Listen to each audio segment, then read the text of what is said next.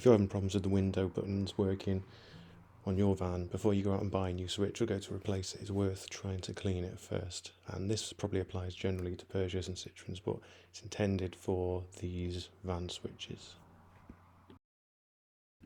Once the switch is removed from the door, you'll find I've got these little tabs, as you can see there, that we need to pry off in order to get the internal components out. So I'll slow it down here just so you can see, but I'm just going to use a little flathead and carefully lever out around that area, and it will start to lift out. So speeding up the process again, if you follow that process all the way around, you should be able to get the top part off and get to the actual board itself, and you'll see there's those contact points that we're going to need to clean up.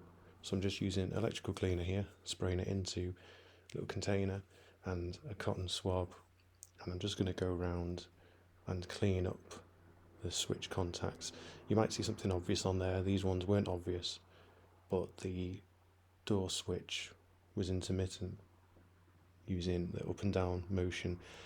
So I'm going to go around and clean up all the electrical contacts, all the switch points, and then put everything back together. As I say, with the difference of mine's not too obvious. You can see here that it looks cleaner. There's nothing stand out about it, so you might not expect it to make a difference. But once we put everything back together, and then we'll go out and pop it back into the van.